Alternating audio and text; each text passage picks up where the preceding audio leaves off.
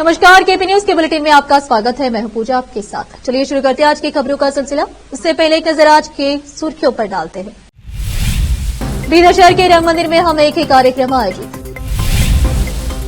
बीदर जिले को डायरी उत्पादन में देश का मॉडल जिला बनाने का लक्ष्य, डॉक्टर हिरेमठ ने कहा।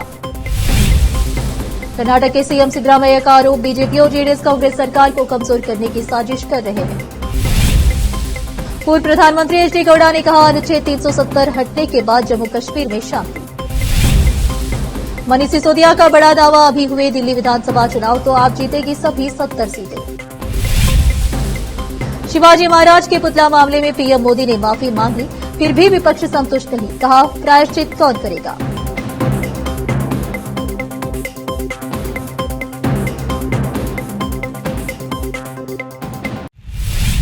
समाचारों का सिलसिला शुरू करते हुए देखते समाचार विस्तार से। बीदर शहर के रंग मंदिर में हम एक ही कार्यक्रम का आयोजन जीवन प्रकाश सांस्कृतिक और वेलफेयर सोसाइटी द्वारा आयोजित किया गया, जिसमें देशभक्ति गीत और अन्य गीतों को प्रस्तुत किया गया। इस मौके पर देश के लिए सेना में रहकर अपने योगदान देने वाले पूर्व सैनिकों का सम्मान किया गया। इसी तरह भरतनाट्यम में भाग लेने वाले कलाकारों का भी सम्मान कर उन्हें प्रशस्ति से नवाजा गया। कैमरामैन पपुराज का कवरेज।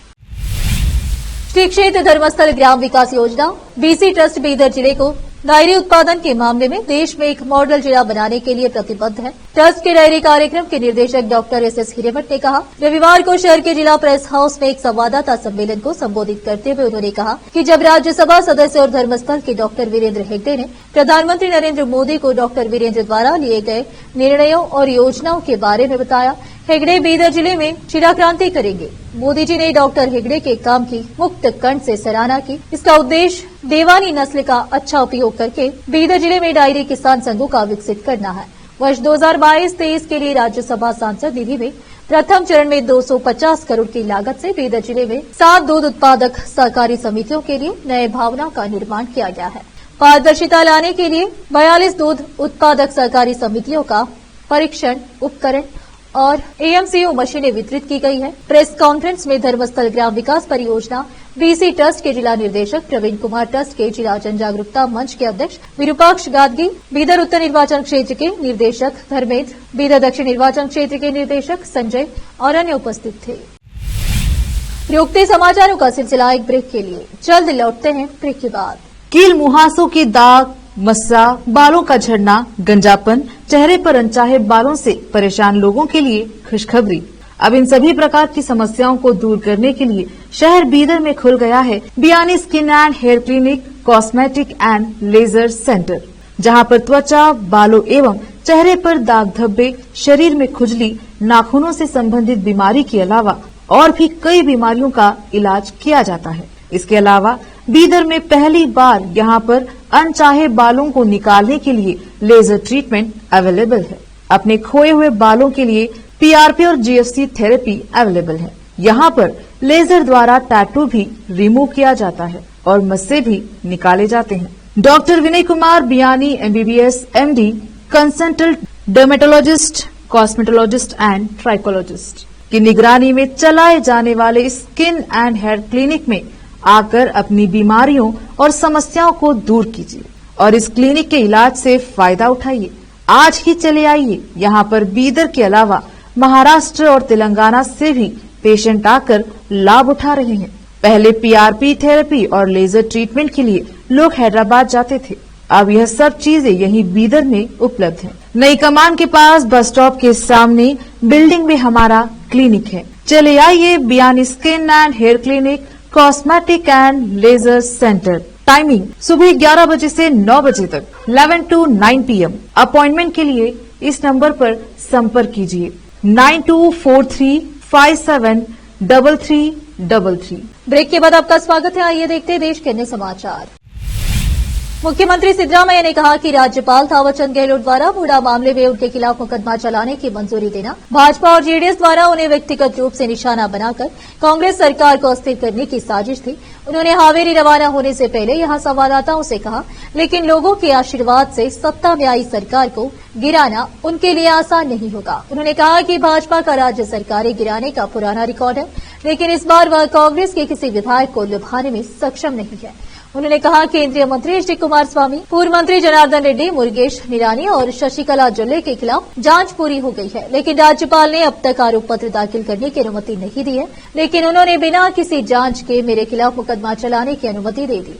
यह एक राजनीतिक साजिश के अलावा और कुछ नहीं है। पूर्व प्रधानमंत्री एच डी देवेगौड़ा ने कहा कि अनुच्छेद 370 के हटने के बाद जम्मू कश्मीर में शांति बहाल हो गई है। गौड़ा श्रावण शनिवार के आवास पर रंगनाथ स्वामी मंदिर में विशेष पूजा करने के लिए यहां आए थे। उन्होंने दोहराया, जम्मू कश्मीर में लोग शांतिपूर्ण जीवन जी रहे हैं और बिना किसी डर के सड़कों पर स्वतंत्र रूप से घूम रहे हैं। कड़े फैसले लेने के लिए प्रधानमंत्री नरेंद्र मोदी की सराहना करते हुए गौड़ा ने कहा कि मोदी के प्रयासों से जम्मू कश्मीर में व्यापक बदलाव आया है, जिन्होंने लोगों के हित में कई सुधार किए हैं। उन्होंने कहा, मोदी द्वारा जम्मू कश्मीर का विशेष दर्जा खत्म करने के बाद से इस क्षेत्र में हिंसा और आतंकवाद में भी भारी कमी आई है। पर्यटन और तीर्थ यात्राओं में भी वृद्धि हुई है। राज्य की मौजूदा राजनीति के मुद्दे पर जेडीएस सुप्रीमो ने कहा कि वह राज्य का दौरा करना शुरू करेंगे और कहा कि उनके पास अगले 4 साल तक राजनीति में बने रहने की इच्छा शक्ति है। पिछली भाजपा सरकार के दौरान कोविड से निपटने में 7,000 करोड़ रुपए से अधिक की कथित अनियमितताओं की जांच कर रहे न्यायमूर्ति जॉन माइकल बी कुन्हा आयोग ने शनिवार को यहां सरकार को अपनी अंतरिम रिपोर्ट सौंप दी। न्यायमूर्ति डी कुन्हा ने मुख्यमंत्री सिद्धरामैया को रिपोर्ट पेश की। आरडीपीआर मंत्री प्रियांक खरगे, सीएम के कानूनी सलाहकार एएस पोन्नन्ना, राजनीतिक सचिव गोविंद राजो और नजीर अहमद मौजूद थे। आयोग ने पूरी रिपोर्ट सौंपने के लिए 3 महीने का कार्यकाल बढ़ाने की मांग की है, लेकिन देखना यह है कि सरकार अंतरिम रिपोर्ट की सिफारिशों पर विचार करने के लिए कैबिनेट उप समिति गठित करेगी या आगे की कार्रवाई के लिए इसे कैबिनेट के समक्ष रखेगी। 2023 के विधानसभा चुनाव से पहले कांग्रेस ने वादा किया था कि अगर वह सत्ता में आई तो कोविड के दौरान दवाओं, चिकित्सा उपकरणों और ऑक्सीजन की आपूर्ति में कथित घोटालों की जांच करेगी। रोकते समाचारों का सिलसिला एक ब्रेक के लिए, जल्द लौटते हैं ब्रेक के बाद।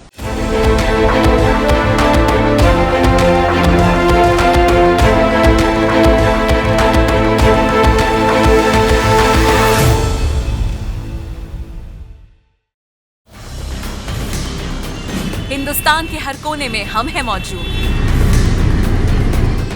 24 घंटे हालात पर गहरी नजर, खबरों से जुड़े चुपते सवालात और आपको दिखाता है धार्मिक, सामाजिक, राजनीतिक, लोकल और इंटरनेशनल न्यूज की सबसे बेहतर कवरेज, जो आपको रखती है हर पल बाखबर। देश और दुनिया भर की खबर के लिए देखते रहें केपी न्यूज 24/7। ब्रेक के बाद आपका स्वागत है। आइए देखते हैं देश के अन्य समाचार। आम आदमी पार्टी के वरिष्ठ नेता मनीष सिसोदिया ने दिल्ली विधानसभा चुनाव को लेकर बड़ा दावा किया है। उन्होंने शनिवार को कहा कि अगर दिल्ली में विधानसभा चुनाव अभी होते हैं तो उनकी पार्टी सभी 70 सीटें जीतेगी। राजेंद्र नगर विधानसभा क्षेत्र में अपने पदयात्रा अभियान के दौरान दिल्ली के पूर्व मुख्यमंत्री ने भारतीय जनता पार्टी पर भी हमला किया और उन्हें मुख्यमंत्री अरविंद केजरीवाल को फर्जी मामलों में जेल में डालने का आरोप लगाया। शहर के विभिन्न हिस्सों में अपने अभियान के दौरान मिले स्नेह को याद करते हुए सिसोदिया ने कहा, अगर अभी चुनाव हो तो आम आदमी पार्टी सभी 70 विधानसभा सीटें जीतेगी और कुल वोटों का 70% हासिल करेगी। बता दें कि दिल्ली में विधानसभा चुनाव अगले साल फरवरी में होने हैं। पिछले विधानसभा चुनाव में आपने 70 में से 62 सीटें जीती थी, लेकिन हालिया लोकसभा चुनाव में वह राष्ट्रीय राजधानी में अपना खाता भी नहीं खोल पाई। दिल्ली शराब घोटाले के मामले में गिरफ्तारी के बाद तिहाड़ जेल में 17 महीने बिताने के बाद इस महीने की शुरुआत में रिहा हुए सिसोदिया ने कहा, बीजेपी के लोग मेरे प्रति लोगों के प्यार और स्नेह से परेशान थे। उन्होंने कहा, जब मैं बाहर आया तो बीजेपी के लोग कहने लगे कि यह मनीष सिसोदिया मुस्कुराता हुआ बाहर आया। मैं मुस्कुराता हुआ बाहर आया क्योंकि मैंने कुछ भी गलत नहीं किया है। आपके वरिष्ठ नेता ने कहा कि वह जेल से और अधिक मजबूत होकर बाहर आया है क्योंकि उन्होंने कोई गलत काम नहीं किया था और इसीलिए भी कि उनकी और केजरीवाल की गिरफ्तारी और कारावास के बावजूद पार्टी एकजुट रही। महाराष्ट्र के सिंधुदुर्ग में शिवाजी महाराज का पुतला गिरने के मामले को लेकर विपक्ष लगातार सरकार पर हमलावर है। डिप्टी सीएम और मुख्यमंत्री के बाद प्रधानमंत्री नरेंद्र मोदी ने भी इस संबंध में माफी मांगी, लेकिन विपक्ष संतुष्ट नहीं है। महाराष्ट्र में विपक्ष के नेता विजय वडेट्टीवार ने शनिवार को कहा कि प्रधानमंत्री ने क्षमा मांगी है, लेकिन प्रायश्चित कौन करेंगे। नागपुर में विजय वडेट्टीवार ने कहा है कि शिवाजी जी का पुतला 2 महीने बाद ही हिलने लगा था। गांव के लोग भी बता रहे थे। मुख्यमंत्री ने कहा कि हवा तेज होने की वजह से पुतला गिरा है। पुतला के साइड में प्लास्टिक की पन्नी बंधी थी, वो अभी तक नहीं गिरी। और पुतला कैसे गिरा? तेज हवा समुद्र की तरफ से आती है और पुतला गिरा भी समुद्र की तरफ। वडेट्टीवार ने कहा कि पुतला लगाने में भ्रष्टाचार हुआ है। महाराष्ट्र के लोग सरकार के लोगों को माफ नहीं करेंगे। वहीं बीजेपी ने छत्रपति शिवाजी महाराज की प्रतिमा के गिरने पर प्रधानमंत्री नरेंद्र मोदी के माफी मांग लेने के बाद भी इस घटना को लेकर विपक्षी गठबंधन महाविकास अघाड़ी के प्रस्तावित प्रदर्शन की प्रासंगिकता पर सवाल उठाया है। भाजपा के महाराष्ट्र इकाई के प्रवक्ता केशव उपाध्याय ने आरोप लगाया कि एमवीए के घटक दलों ने आंदोलन की जो योजना बनाई है वह राजनीति से प्रेरित है और यह सब कुछ आगामी विधानसभा चुनाव को लेकर किया जा रहा है। उन्होंने कहा कि मराठा साम्राज्य के संस्थापक के प्रति विपक्ष का प्रेम दिखावटी है। जिले में सपा प्रमुख अखिलेश यादव कई कार्यक्रमों में शामिल हुए। इस दौरान उनकी सुरक्षा में बड़ी चूक देखने को मिली। दरअसल छिबरामऊ में अखिलेश यादव पहुंचे। यहां उनके पहुंचते ही उनके समर्थकों को हुजुम उमड़ पड़ा। हालांकि इस दौरान उनकी सुरक्षा से जिले के पुलिसकर्मी ही नदारद दिखे। अखिलेश यादव एक घर में जा रहे थे, तभी लोकल भीड़ ने भी जबरन उस घर में घुसने की कोशिश की। पहले सपा प्रमुख ने सुरक्षा कर्मियों ने समझाते रहे, लेकिन जब बात नहीं बनी तो उन्होंने भीड़ को बाहर करने के लिए थप्पड़, लात और गुस्से चलाना शुरू कर दिया। सुरक्षा कर्मियों की सख्ती के बाद भीड़ घर से बाहर हुई। दरअसल समाजवादी पार्टी के प्रमुख अखिलेश यादव कन्नौज पहुंचे। यहां पर उनकी सुरक्षा में बड़ी चूक सामने आई। यहां उनकी रैली से जिले की पुलिस गायब दिखी। अखिलेश यादव के कन्नौज पहुंचते ही उनके समर्थकों ने सुरक्षा घेरा को तोड़ दिया और जबरन अखिलेश यादव तक पहुंचने की कोशिश की। काफी देर तक समझाने के बाद भी भीड़ नहीं मानी। इसके बाद सपा सुप्रीमो के सुरक्षा कर्मियों ने मोर्चा संभाला। सुरक्षा कर्मियों ने जबरन घुस रही भीड़ को किसी तरह से बाहर किया। सोशल मीडिया पर वायरल हो रहा वीडियो कन्नौज के छिबरामऊ का बताया जा रहा है। तेजस्वी यादव ने आरक्षण और जातिवाद को लेकर भारतीय जनता पार्टी पर जमकर हमला बोला। इस दौरान उन्होंने नीतीश कुमार को भी लपेटे में ले लिया, लेकिन उन पर सीधा हमला करने से बचते रहे। तेजस्वी ने एक बार फिर दोहराया कि वह नीतीश चाचा का सम्मान करते हैं। उन्होंने जातिगत जनगणना की जरूरत बताते हुए बीजेपी पर निशाना साधा और कहा कि भारतीय जनता पार्टी के कारण ऐसा नहीं हो पा रहा है। तेजस्वी ने कहा 17 महीने में 5 लाख सरकारी नौकरी हमने दी, 3 लाख को प्रक्रियाधीन किया, 50% आरक्षण को बढ़ाकर 65% किया, लेकिन इतने में चाचा जी पलट गए। उन्हीं का मंत्री सब बैठकर प्रेस कॉन्फ्रेंस किया। मेरे साथ की बीजेपी वाला सब आरक्षण खत्म करवाना चाहता है, इसीलिए 9वीं अनुसूची में डालना चाहते थे। चाचा जी के पलटने के बाद बीजेपी ने फिर इसे रुकवा दिया। तेजस्वी ने कहा कि जो सदियों से मानसिक गुलामी देते आ रहे हैं, उनको डर है कि उनकी सच्चाई सामने आ जाएगी। जाति गणना गरीबी की बीमारी का पता लगाने वाली एक्सरे मशीन है। इससे पता चल जाएगा कि पेट में दर्द किसको है, लीवर फेफड़ा में किसको दिक्कत है। गिनती क्यों जरूरी है, ये समझना जरूरी है। आज भी जाति के नाम लेकर गाली दी जाती है। घोड़ी पर दलित के बच्चे को बैठने नहीं दिया जाता। लोग कहते हैं बांटने का काम हम लोग कर रहे हैं। अपने नाम के आगे कोई मिश्रा, कोई तिवारी, यादव, सिंह, पाल, दास, कुशवाहा लिखता है। क्या ये सरनेम राजद ने बनाया है? किसने पहले से बांटने का काम किया है? राजस्थान में जिन सरकारी कर्मचारियों को 2 से ज्यादा बच्चे हैं, उन्हें प्रमोशन नहीं मिलेगा। हाईकोर्ट ने इसे लेकर आदेश जारी किया है। हाईकोर्ट का यह आदेश राज्य सरकार के उस फैसले के खिलाफ आया है जिसमें सरकार राज्य के कर्मचारियों को बैक डेट से प्रमोशन दे रही थी। हाईकोर्ट ने प्रदेश सरकार के उस आदेश पर अंतरिम रोक लगा दी है। मामले में कार्मिक विभाग, गृह विभाग के प्रमुख शासन सचिव और पुलिस महानिदेशक से सहित अन्य से जवाब भी मांगा है। कोर्ट ने सरकार से ये जानकारी भी मांगी है कि किसी कर्मचारी की पिछले वर्षों की सेवा की योग्यता का आंकलन कैसे कर सकते हैं। कोर्ट के इस आदेश से लगभग 125 विभागों के कर्मचारी प्रभावित होंगे। हाई कोर्ट के न्यायाधीश पंकज भंडारी और न्यायाधीश विनोद कुमार परवानी की खंडपीठ ने पुलिसकर्मी संतोष कुमार और जयदीप की याचिकाओं पर सुनवाई करते हुए यह आदेश दिया है। याचिकाकर्ता के वकील शोभित तिवारी ने कोर्ट में पैरवी करते हुए कहा कि 1 जून 2002 या उसके बाद 2 या 2 से ज्यादा बच्चों वाले सरकारी कर्मियों को राज्य सरकार ने 3 और 5 अवसरों पर प्रमोशन नहीं दिया। एक बार फिर से रुकते हैं एक ब्रेक के लिए, जल्द लौटते हैं ब्रेक के बाद। दोस्तों, दुनिया में अच्छे और सफल व्यक्ति बनने के लिए शिक्षा बहुत महत्व रखती है और अच्छी शिक्षा का मानव पर अच्छा प्रभाव पड़ता है और वह जीवन में एक सफल व्यक्ति बन जाता है। अच्छी शिक्षा अच्छे और अच्छी देखभाल वाले स्कूल से ही प्राप्त की जा सकती है। अब आपके बच्चों के लिए अच्छे स्कूल की तलाश खत्म। शहर बीदर में मौजूद है बेहतर शिक्षा का एकमात्र केंद्र Maharshi English medium school, recognised by government of Karnataka near Ganesh मैदान।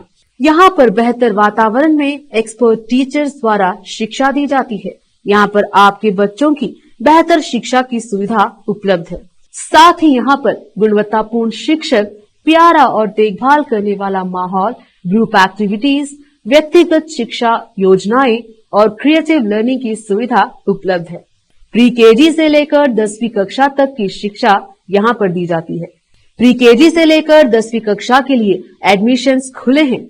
आज ही अपने बच्चों का एडमिशन करवाइए। याद रखिए, Maharshi English medium school, recognised by government of Karnataka near Ganesh Maidan. अधिक जानकारी के लिए इस मोबाइल नंबर पर संपर्क करें 8884881689। ब्रेक के बाद आपका स्वागत है। आइए अब देखते हैं अंतर्राष्ट्रीय समाचार। यूक्रेन ने रूस पर अब तक का सबसे बड़ा ड्रोन हमला किया है। रूसी रक्षा मंत्रालय ने कहा कि उसकी वायु रक्षा प्रणालियों ने रात भर में यूक्रेन के करीब 158 ड्रोन को मार गिराया, जिनमें से 2 ड्रोन मॉस्को शहर में और 9 मॉस्को के आसपास के क्षेत्र में नष्ट किए गए। इससे समझा जा सकता है कि यूक्रेन ने कितनी बड़ी संख्या में ड्रोन हमला किया होगा। रूसी सेना ने कुर्स्क क्षेत्र में 46 ड्रोन नष्ट किए, जहां यूक्रेन ने द्वितीय विश्व युद्ध के बाद से रूसी सरजमी पर सबसे बड़े आक्रमण के तहत हाल के सप्ताहों में अपने सैनिकों को भेजा है। यूक्रेन के इन ड्रोन हमलों से अब लड़ाई अग्रिम मोर्चे से रूस की राजधानी तक भी पहुंच गई है।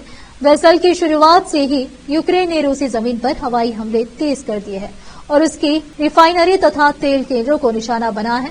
वहीं इससे पहले शुक्रवार देर रात दक्षिण पश्चिमी रूसी शहर बेलगोरोड पर यूक्रेनी हमले में 5 लोग मारे गए और 46 घायल हो गए। स्थानीय गवर्नर ने कहा, हाल ही के महीनों में शहर पर यूक्रेन द्वारा किए गए हमलों की श्रृंखला में यह नवीनतम है। संयुक्त राष्ट्र बाल कोष यूनिसेफ ने मंकी पॉक्स से विभिन्न देशों में बिगड़े हालात को लेकर चौकन्ना हो गया है। यूनिसेफ ने मंकी पॉक्स से सुरक्षा के लिए आपातकालीन निविदा जारी की है। यूनिसेफ ने गावी वैक्सीन गठबंधन अफ्रीका, सीडीसी और विश्व स्वास्थ्य संगठन के सहयोग से संकटग्रस्त देशों के लिए एमपॉक्स टीकों को सुरक्षित करने के लिए यह आपातकालीन निविदा जारी की है। संगठनों ने एक संयुक्त में कहा कि निर्माताओं की उत्पादन क्षमता के आधार पर 2025 तक 12 मिलियन टीके तैयार करने पर समझौते किए जा सकते हैं। यूनिसेफ निविदा के तहत वैक्सीन निर्माताओं के साथ सशर्त आपूर्ति समझौते स्थापित करेगा। इससे वित्त पोषण, मांग, तैयारी और नियामक आवश्यकताओं की पुष्टि हो जाने पर यूनिसेफ बिना किसी देरी के टीके खरीदने और भेजने में सक्षम हो जाएगा, जिसमें वैक्सीन एलायंस और पैन अमेरिकन हेल्थ ऑर्गेनाइजेशन के साथ साथ Gavi Africa centre for disease control and prevention और WHO के साथ काम करना भी शामिल होगा। ऊंचाई वाले देशों में मौजूदा भंडार से टीकों के दान की सुविधा प्रदान करेगा। फिर से एक नजर सुर्खियों पर। बीदर शहर के रंग मंदिर में हम एक ही कार्यक्रम आयोजित। बीदर जिले को डायरी उत्पादन में देश का मॉडल जिला बनाने का लक्ष्य, डॉक्टर हिरेमठ ने कहा। कर्नाटक के सीएम सिद्धरामैया का आरोप, बीजेपी और जेडीएस कांग्रेस सरकार को कमजोर करने की साजिश कर रहे हैं। पूर्व प्रधानमंत्री एच डी गौड़ा ने कहा, अनुच्छेद 370 हटने के बाद जम्मू कश्मीर में शांति। मनीष सिसोदिया का बड़ा दावा, अभी हुए दिल्ली विधानसभा चुनाव तो आप जीतेगी सभी 70 सीटें। शिवाजी महाराज के पुतला मामले में पीएम मोदी ने माफी मांगी, फिर भी विपक्ष संतुष्ट नहीं, कहा प्रायश्चित कौन करेगा।